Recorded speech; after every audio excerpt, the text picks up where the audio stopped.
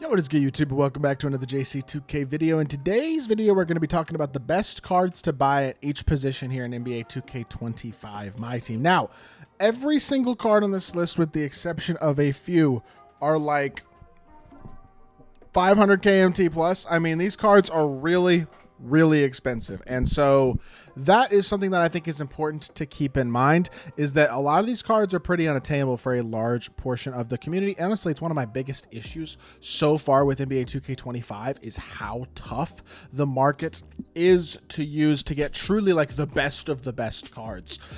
If you're not spending a decent chunk of money on the game, it's probably my biggest complaint right now so far with this year is the way the pack odds have driven up prices because their supply is so low. So before we hop into the video, if you haven't already, make sure you hit the subscribe button. Help me push towards the 40,000 subscriber mark on the channel. I upload every single day, tons of consistent daily MyTEAM content. We'd really appreciate it if y'all do subscribe. Hopefully this video will help y'all out in terms of the guys you should be targeting, and I just wanted to make that disclaimer at the beginning that a lot of these cards are very expensive, so unfortunately that is the case. Now, at the point guard position, best point guard in the game is the best buyable point guard, and that's Devin Booker.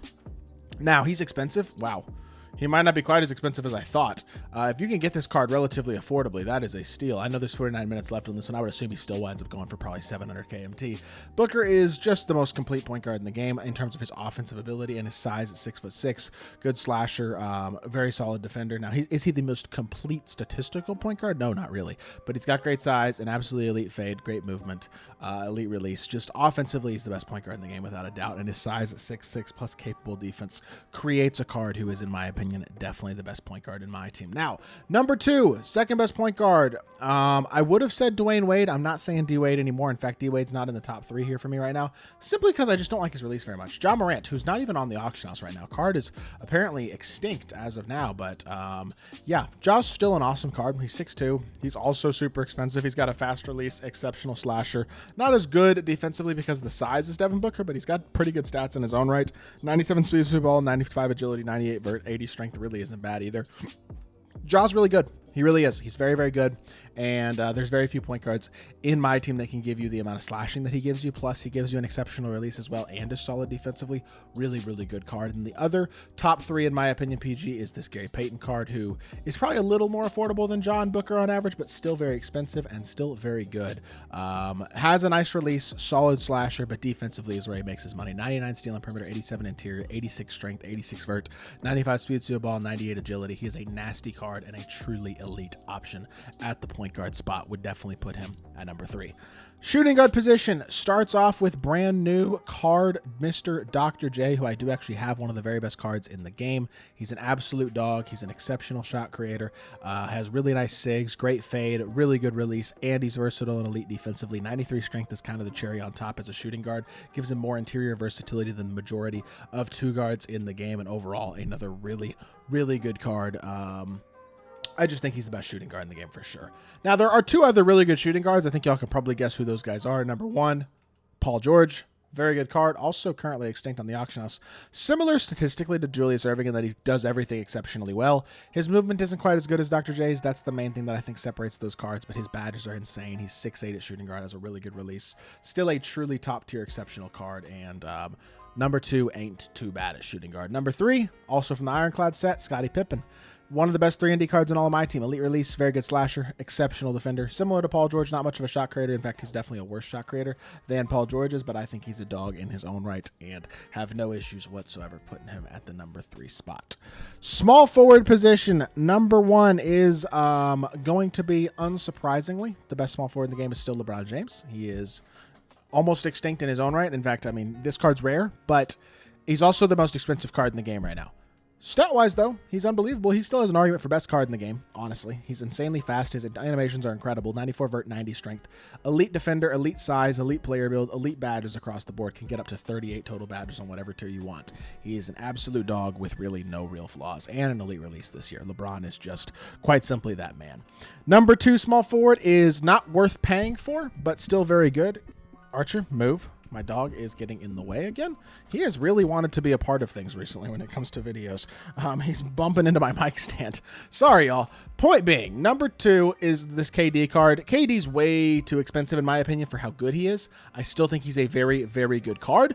But I just think the price point on this card isn't worth getting, but I still think he's probably number 2 on this list because how good he is offensively. Now, he does have flaws. There's no doubt about that. I wish his movement was maybe a little better for the playmaker that he is. It'd be really nice as well, just quite simply, if he was a little bit more elite defensively probably.